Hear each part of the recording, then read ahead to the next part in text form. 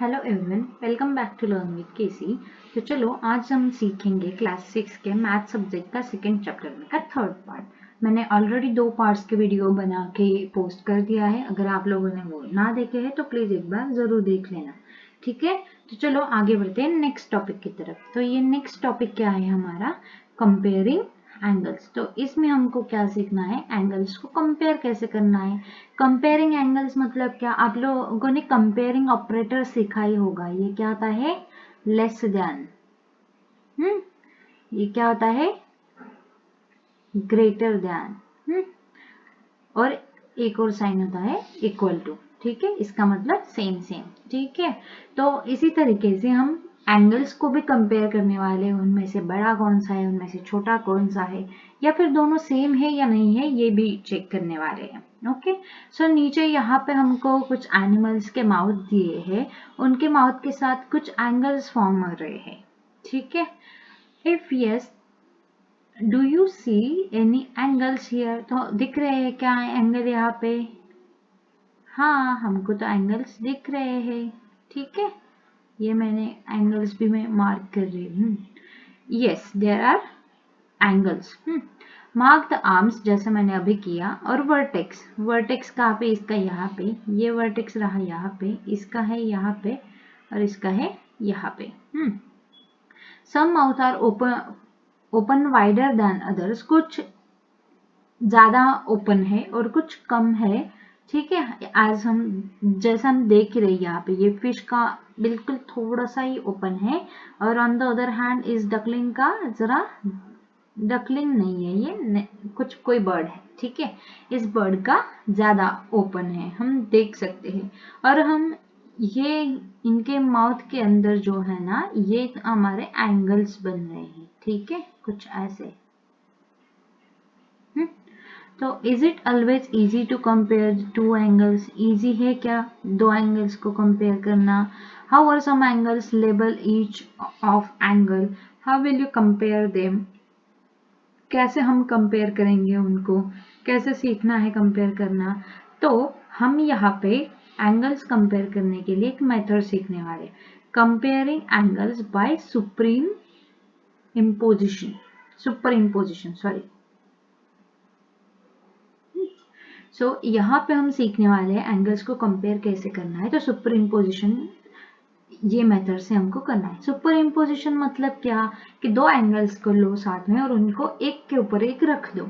एक के ऊपर एक रखने के बाद अगर वो सेम सेम दिखे तो इसका मतलब क्या है, वो एंगल्स क्या है, इक्वल है। या फिर वो ऐसा हमको क्लियर, यहाँ पे देखो, जैसे यहाँ पे एक एग्जांपल दिया है, एंगल ABC है, एंगल PQR है, इन दोनों को एक के ऊपर एक रखा है। देखो यहाँ पे देख सकते हैं हम, ये थर्ड फिगर में एक के ऊपर एक रखा है। यहाँ पे एंगल ABC जो है वो क्लियरली लेस देन दिख रहा है, angle ABC is less than angle PQR, हम क्लियरली देख पा रहे हैं। तो इसका मतलब क्या है, ये दोनों एंगल्स क्या है, नॉट इक्वल है, अनइक्वल भी कह सकते हैं हम, ठीक है। और ऐसे भी कह सकते हैं कि angle ABC less than angle PQR है, या फिर angle PQR is greater than angle ABC है।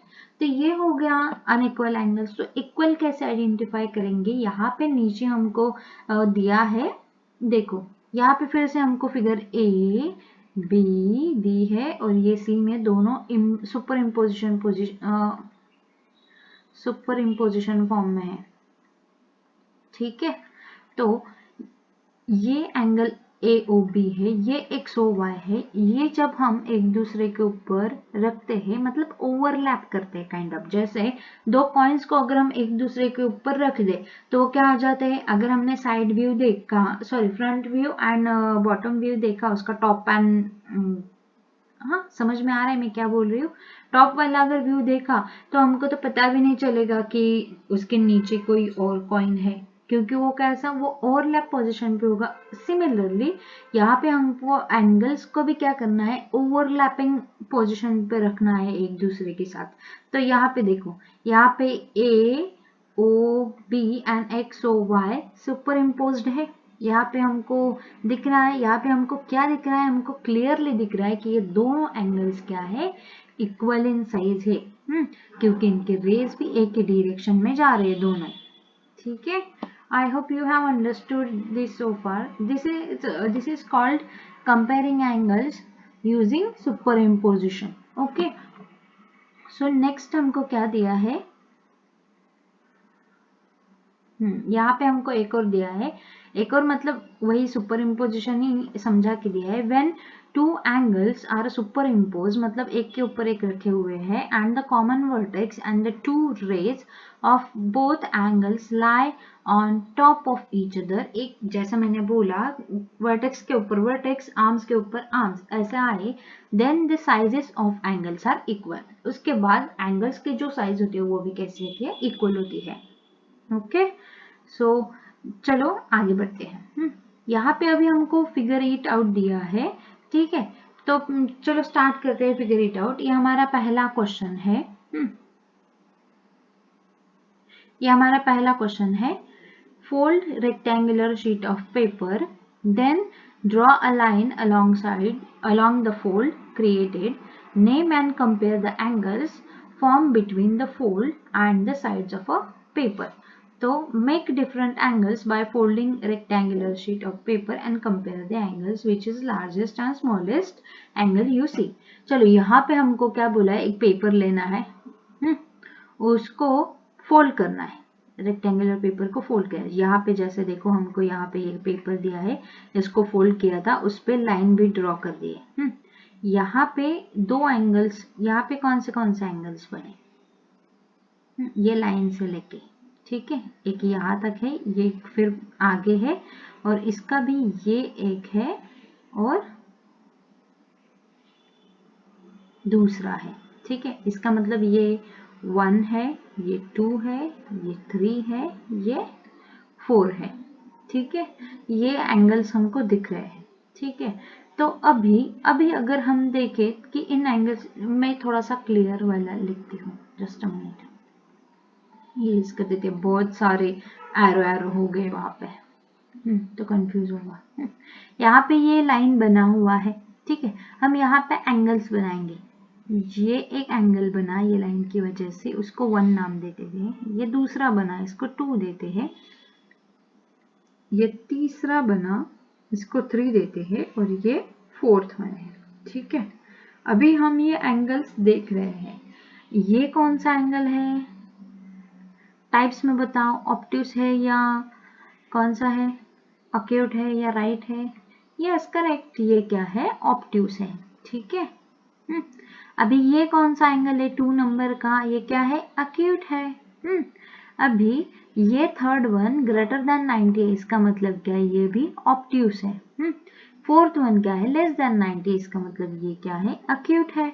तो हम क्लियरली यहाँ पे देख सकते हैं कि ये 1, यहाँ पे स्मॉलेस्ट एंगल कौन से है, फिर स्मॉलेस्ट एंगल कौन सा है, यस 2 and 4 है, angle 2 and angle 4 are the smallest one, ठीक है। और ऑब्ट्यूस एंगल मतलब लार्जेस्ट एंगल कौन सा है इस फोल्ड पे, हमने ऑलरेडी लिख दिया है कौन से, ये 1 है और ये 3 है, एंगल 1 and एंगल 3, ओके। सो अभी उन्होंने क्या बोला है कि ऐसे ही एक शीट ऑफ पेपर को आप अलग अलग फोल्ड करिए और वहां पे देखिए एंगल्स कौन से बने, कंपेयर कीजिए और आइडेंटिफाई कीजिए which is smallest and which is largest. So you can do this yourself as well. So चलो हम बढ़ते हैं नेक्स्ट क्वेश्चन की तरफ। In each case determine which angle is greater and why. अभी हमको यहाँ पे नीचे कुछ केसेस दिए हुए हैं और यहाँ पे एक फिगर भी दिया है। इस फिगर को देख के हमको बताना है कि इनमें से कौन सा बड़ा है कौन सा छोटा है और क्यों। तो पहला है एंगल AOB, एंगल AOB ये रहा, फिर उस और एंगल XOY, एंगल XOY ये रहा मेरा दूसरा एंगल, ठीक है। अभी हमको इनको कंपेयर करना है। तो ये एंगल AOB का मेजरमेंट कौन सा टाइप का एंगल है, वो मेजरमेंट रहने दो, मेजरमेंट नहीं कर सकते, लेकिन वो हमको दिख रहा है राइट एंगल है 90 डिग्री का, राइट। एंगल दिख रहा है क्लियरली हमको, ठीक है। अभी ये एक्स और वाई का कौन सा टाइप का एंगल है, एंगल एक्स ओ वाई कौन से टाइप का एंगल है, अक्यूट एंगल है, करेक्ट। तो अक्यूट एंगल क्या होता है, लेस देन 90 डिग्री होता है। तो हम क्लियरली यहाँ पे लिख सकते हैं कि angle A O B is greater than angle X O Y. Reason क्या है यहाँ पे, because it is greater in size. मैं ये इरेज कर देती हूँ सो हम उसका आंसर क्लियरली लिख सके। और मैं दूसरे बी के लिए अलग कलर भी यूज करती हूँ सो हम डिफ्रेंशिएट कर पाए इसे, ठीक है। तो यहाँ पे मैं बिकॉज लिख देती हूँ, because angle A O B is greater in size.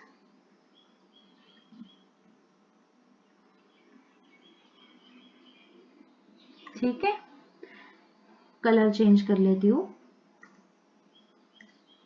Next है एंगल ए ओ बी और angle X O B. Angle A O B angle X O B. Clearly फिर से हमको यहाँ पे दिख रहा है एंगल ए ओ बी क्या है, बड़ा है then angle X O B से। ये इतना डिस्टेंस है ना उन दोनों में, तो हमको क्लियरली दिख रहा है कि कौन सा बड़ा है कौन सा छोटा है, ठीक है। तो चलो इसका आंसर भी लिख देते हैं, angle A O B is greater than angle X O B. Similar reason है, because angle A O B is greater in size, तो इसलिए मैं वो नहीं लिखती, आप वो लिख देंगे। नेक्स्ट है third one, let me change the colour, ठीक है। नेक्स्ट है angle X O B, angle X O B, angle X O C, angle X O C. ये ध्यान से देखो, हाँ। अभी ये दोनों एंगल्स क्या हो रहे हैं, एक दूसरे के ऊपर ओवरलैप हो रहे हैं। ये क्या है, सुपर इम्पोज्ड है। इनका वर्टेक्स सेम है ओ, इनका रे एक्स ओ रे सेम है, और ये जो दूसरा ओ बी एंड ओ सी है ये सेम ही डायरेक्शन में जा रहा है। तो इसका मतलब क्या है, angle X O B equal to angle X O C. क्यों, क्योंकि वो दोनों इक्वल एंगल्स है, ठीक है। आप ऐसा लिख सकते हो। चलो बढ़ते हैं नेक्स्ट क्वेश्चन की तरफ। Which angle is greater, angle X O Y और angle A O B, which one is greater. नीचे हमको एक्स ओ वाई दिया है, देन ए ओ बी दिया है, कौन सा बड़ा है। अभी हम यहाँ पे इनके बीच में कौन सा एंगल है ये देख सकते हैं। ये एक्स, ये ए ओ बी क्या है, लेस देन 90 दिख रहा है, इसका मतलब अक्यूट है, ठीक है। ये गेस करना है देखो, देख के, क्योंकि हमको पता है ये होता है राइट, ये होता है राइट, लेस देन होता है, ये होता है अक्यूट, और ये होता है ऑब्ट्यूस। तो इसका मतलब ये क्या है, अक्यूट है। ये एक्स ओ वाई 90 डिग्री से, अगर ये वर्टिकल होता तो 90 degree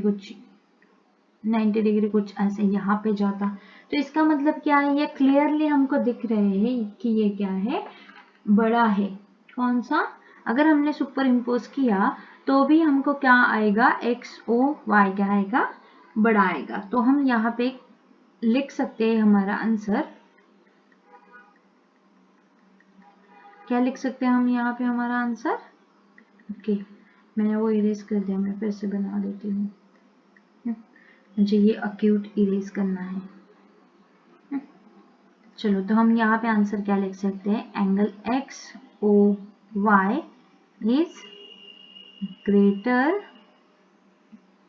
then angle A O B, ठीक है, बिकॉज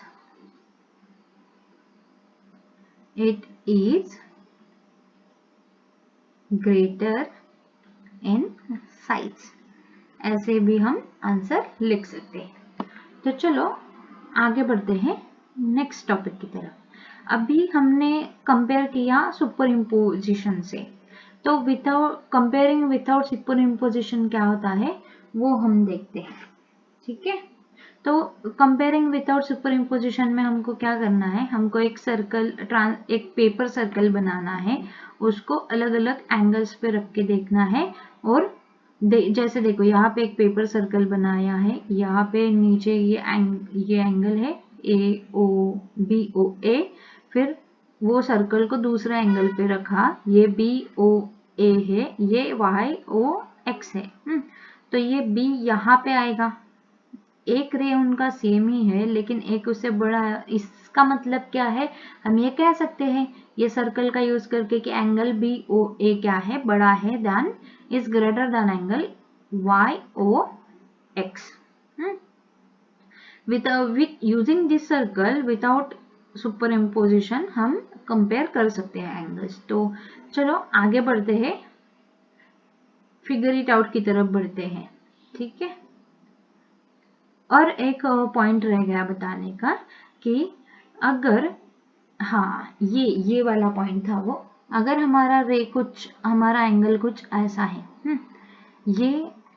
ये रे इस डायरेक्शन में जा रहा है, एक रे इस डायरेक्शन में जा रहा है। ठीक है, अगर हम इन रेस को क्या कर दे, कट कर दे, जैसे यहाँ पे ये एंगल बना हुआ है, इसको कट कर दिया, लेकिन कट भी किया, रेस का लेंथ कितना भी हो, रेस का लेंथ अगर हमने रिड्यूस भी किया तो हमारा जो एंगल होता है उसका मेजरमेंट चेंज नहीं होता है, मेजरमेंट उतना का उतना ही रहता है।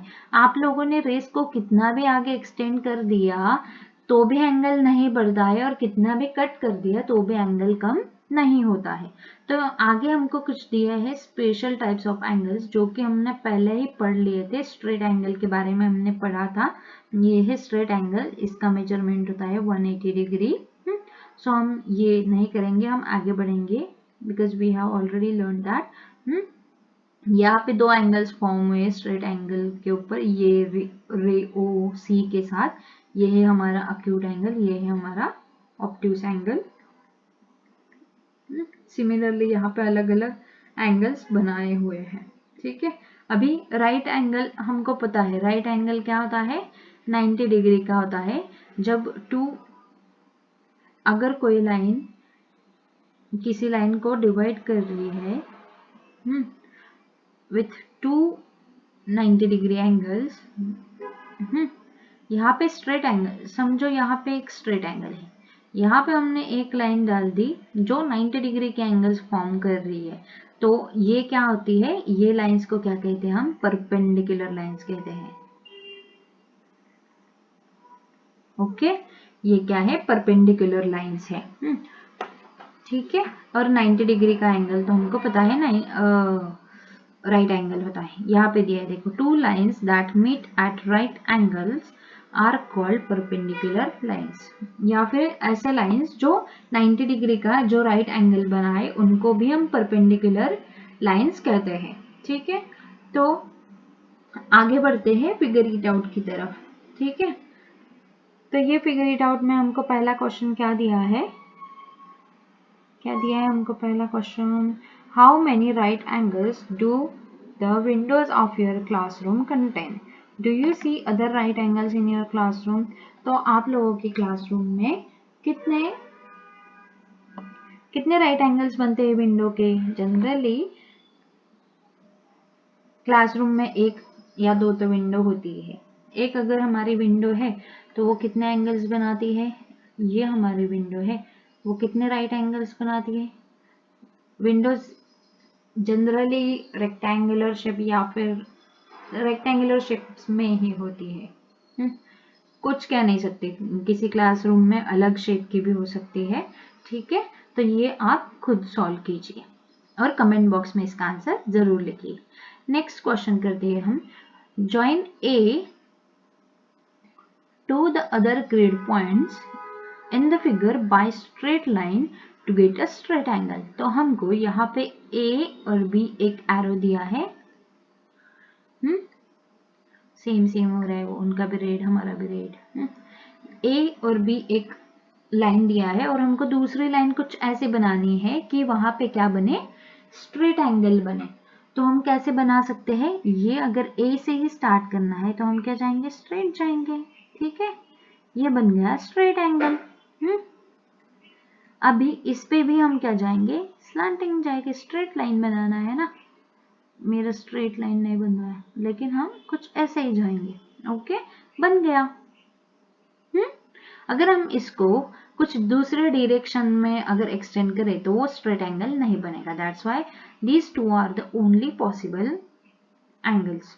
ओके, सो थर्ड क्वेश्चन क्या कह रहा है, now join A to the other grid points. ये जो है ग्रिड पॉइंट्स है, ये जो ब्लैक डॉट्स है ना, वो ग्रिड पॉइंट्स है in the figure by straight line to get a right angle. अभी हमको कौन सा एंगल चाहिए, राइट एंगल चाहिए। तो हम ये ए को कौन से डॉट से, कौन से ग्रिड पॉइंट से जोड़ेंगे, हम इनको कुछ राइट एंगल बनाना है ना, ऐसे जाएंगे। ठीक है, ये बन गया हमारा राइट एंगल। यहाँ पे कैसे जाएंगे, यहाँ पे कुछ इस तरीके से जाएंगे, जैसे हमको हमारा बन गया राइट एंगल। आप ऐसे नीचे भी आ सकते हो, इसके भी, इसमें भी नीचे भी आ सकते हो, या फिर ऊपर जा सकते हो। ठीक है, हमको क्या बनाना है, राइट एंगल बनाना है। ओके, चलो बढ़ते हैं नेक्स्ट क्वेश्चन की तरफ। क्या दिया है, to get the right angle at A we need to draw line C B, sorry, we need to draw a line through it, divide the straight angle CAB into two equal parts. ये आपको hint दिया था कि कैसे बनाना है। ठीक है, I hope you have understood till this part. Next question हमको क्या दिया है, gate slanting crease on a paper, now try to get another crease that is perpendicular to the slanting crease। तो इसका मतलब क्या है, हमको क्या बनाना है, हमको एक पेपर लेना है, उसको फोल्ड करना है, एक क्रीज बनेगा। फोल्ड करने के बाद पेपर पे कैसा एक निशान बन जाता है लाइन के जैसा, वो उसको क्रीज बोलते हैं। और उसको क्या करना है, पहले ट्राई, जो स्लैंटिंग क्रीज बनाई है ना आपने, उसको परपेंडिकुलर बनाया, मतलब कुछ इस तरीके से दूसरा क्रीज बनना चाहिए। और कितने राइट एंगल फॉर्म होते हैं ये देखना है।